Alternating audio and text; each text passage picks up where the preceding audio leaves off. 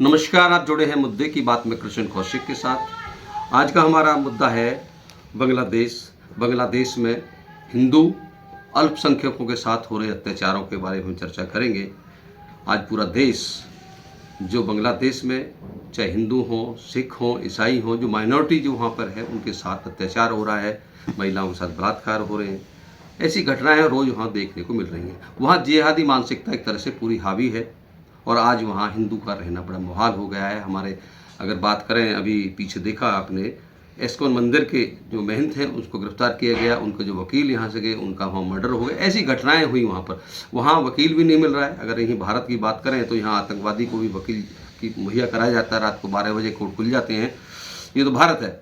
लेकिन आज इस मुद्दे को लेकर पूरा भारत जाग गया है। पक्ष विपक्ष एक मंच पे एक साथ आ गए हैं। इसमें एक बिल्कुल साथ हैं कि जो हिंदुओं के साथ अत्याचार हो रहा है उस पर कुछ ना कुछ अब ठोस कदम सरकार को उठाना चाहिए। भारत सरकार को उसको पहल करनी चाहिए। और पूरे भारत में चाहे बांग्लादेश हो, चाहे वेस्ट बंगाल हो, चाहे उत्तरी भारत हो, चाहे नॉर्थ हो, ईस्ट हो, सब जगह इस पर प्रदर्शन हुए उसमें। तो आज हम चर्चा करने पहुँचे हैं जो कहीं ना कहीं राष्ट्रीय एकता के लिए, सामाजिक समरसता, सद्भाव के लिए पूरी तरह सक्रिय हैं। ऐसी शख्सियत हमारे साथ जुड़े हैं। कौशिक जी, जो वैसे तो हम बात करूं बैंक से रिटायर्ड मैनेजर हैं, लेकिन अब उन्होंने पूरा जीवन अपना समर्पित किया हुआ है समाज सेवा के लिए, समाज को इकट्ठा करने के लिए, सामाजिक सद्भाव के लिए। उनसे बात करेंगे आखिरकार इसमें भारत सरकार को क्या कदम उठाना चाहिए। शर्मा जी, प्रोटेस्ट हुआ, सक्सेस हुआ, पूरा देश जाग गया। अब अगला कदम क्या होना चाहिए? क्योंकि वहाँ बांग्लादेश में माइनॉरिटी में जो हिंदू है, चाहे सिख, ईसाई, जितना भी माइनॉरिटी, बौद्ध है, सब पे संकट के बादल छाए हैं। पूरी जिहादी मानसिकता हावी है। जी, पहले तो आपको बहुत बहुत धन्यवाद आपका और आपके चैनल का कि आप इस पर बात करना चाह रहे हैं। भाई कृष्ण जी, बड़े देश में बहुत दुख की बात ये है कि वहाँ दो सरकारों की लड़ाई थी। पश्चिम बांग्लादेश के बीच में दो सरकारों की लड़ाई थी। जबकि दो सरकारों की लड़ाई थी, लेकिन वहाँ पर आतंकवाद, कट्टरता, मुस्लिम आतंकवाद और कट्टरता जो सारे विश्व को लील रहा है, सारे विश्व जिससे पीड़ित और प्रताड़ित है, वहाँ की मानसिकता ने हिंदुओं पर अटैक करना शुरू कर दिया, हिंदुओं के मंदिरों पर अटैक करना शुरू कर दिया, माँ बहन बेटियों की इज्जत लूटनी शुरू कर दी, उनकी संपत्ति लूटनी शुरू कर दी। इस प्रकार की मानसिकता सारे विश्व के लिए खतरा है। सारे वैश्विक तौर पर इस प्रकार के वो खतरा है। अब सारा देश, सारा संसार इसका विरोध करता है। भारत में जगह जगह पर प्रदर्शन हुए, उग्र प्रदर्शन हुए। भारत का बच्चा बच्चा, वहाँ के अल्पसंख्यक जितने लोग हैं, चाहे वो सिख हों, बौद्ध हों, जैन हों, ईसाई हों या हिंदू हों, सारे के सारा समाज उनके साथ खड़ा है। मुस्लिम कट्टरवाद वैश्विक स्तर पर जिस तरह से कार्य करता है, कहीं पर अमन और चैन से रह नहीं सकते। उनकी क्रूरता, बर्बरता, अत्याचार और आतंक से सारा विश्व पीड़ित है। तो ऐसे में प्रत्येक हमारे देश का प्रत्येक नागरिक सरकार से मांग करता है कि सरकार वहाँ पर जिस तरह से 1971 में मुक्ति वाहिनी सेना भेज करके वहाँ का आतंक, अन्याय के खिलाफ कार्य किया था पाकिस्तान के, अब बांग्लादेश के जिहादियों के खिलाफ भारत की सरकार शक्ति वाहिनी, मैं पीछे भी मांग करता आया हूँ कि भारत सरकार निर्भय होकर के, अब किसी से भयभीत नहीं होकर के, जब चारों तरफ से देश, चाहे वो पाकिस्तान हो, चाइना हो या बांग्लादेश हो, इस क्रूरता और बर्बरता से लिप्त है, तो भारत को अपने सुरक्षा, रक्षा और अपने हिंदू समाज की रक्षा सुरक्षा के लिए अपने सारे विकल्प खुले रखने चाहिए।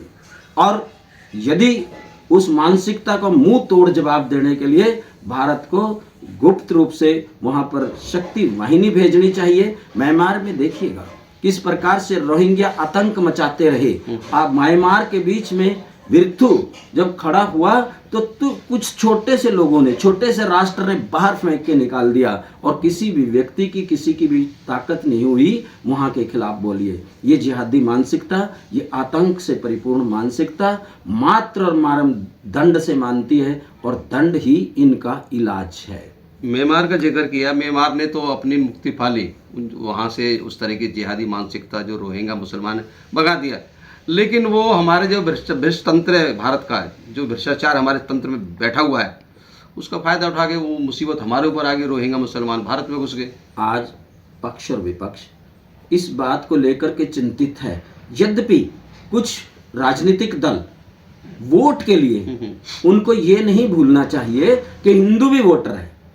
80% लोगों को भूलकर जो सत्ता में, राजनीतिक गलियारों में जो राजनीतिक दल राजनीति करते हैं, उनसे बड़ा कौन नासमझ या मूर्ख हो सकता है कि उन लोगों ने किस प्रकार का व्यवहार करके क्या 80% वोट नहीं देंगे।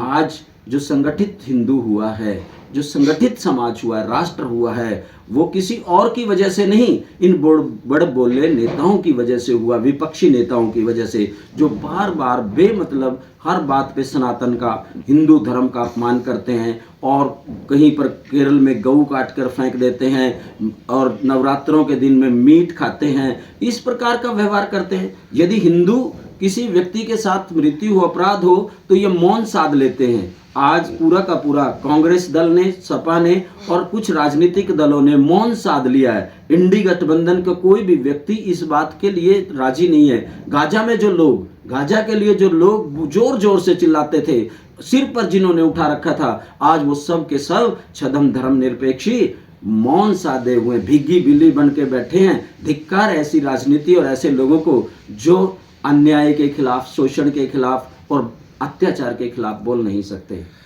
कौशिक जी की अब समय आ गया है, बांग्लादेश के दो टुकड़े हों, चटगाम जो कि वहाँ हिंदू बाहुल्य क्षेत्र है, वहाँ एक ऐसा राष्ट्र का निर्माण हो, ऐसा देश बने जहाँ एक लोकतांत्रिक देश जैसा कि भारत देश है, जहाँ पर सभी धर्म के लोग सद्भाव से रहते हों।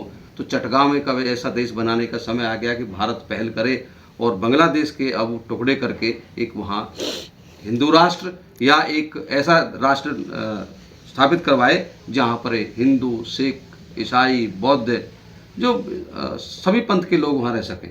बिल्कुल, यदि आतंक ने इसी प्रकार से आपाधापी मची रही और आतंक इतनी बर्बरता और क्रूरता करता रहा, तो भारत ही नहीं अपितु विश्व के सभी देशों को मिलकर के भारत को अग्रिम पंक्ति में खड़ा होकर के उस क्षेत्र का जहां पर अल्पसंख्यक लोग रहते हैं, उसमें हिंदू, बौद्ध, सिख, जैन और ईसाई सभी लोग रहते हैं, अन्य मतों के लोग रहते हैं, ये दो टुकड़े करके जो उनका बाहुल्य क्षेत्र है जहां पर वो उनकी संख्या ज्यादा है, उसके बांग्लादेश के दो टुकड़े कर देने चाहिए, निश्चित तौर पर करने चाहिए। भारत का बच्चा बच्चा सरकार के साथ खड़ा है और मांग करता है, सरकार यदि नहीं चाहती तो लोग और उग्र होंगे, सरकार के प्रति असंतोष और रोष होगा। तो इसलिए ये सरकार जो कर सकती है, जिसकी क्षमताएं हैं, दो टुकड़े करे और उसमें ताकि चटगांव का जो क्षेत्र है उसके साथ साथ का जो क्षेत्र है, और ना हिंदू भागेगा ना आए कहीं जाएगा, हिंदू अड़ेगा, हिंदू लड़ेगा, हिंदू देश नहीं छोड़ेगा। बांग्लादेश की बात छोड़िए, हिंदू किसी भी कोने पर, नेपाल का हिंदू, सारे विश्व का हिंदू समाज, सारे देश का ईसाई समाज, सिख समाज संगठित है और सरकार से मांग करता है कि सरकार निश्चित तौर पर वहां जाकर के अपनी बात को रखे, मुक्ति वाहिनी भेजे, दबाव करे। और यदि ये अस्त्र शस्त्र, इतनी सेनाएं, इतना विकास और इतनी चीजें हैं तो क्रूरता किसी भी रूप में स्वीकार्य नहीं हो सकती। दायित्व है सरकार का कि देश के प्रत्येक व्यक्ति का, नागरिक का, चाहे वो बाहर हो चाहे वो घर में हो, हिंदू समाज का रक्षा सुरक्षा करे।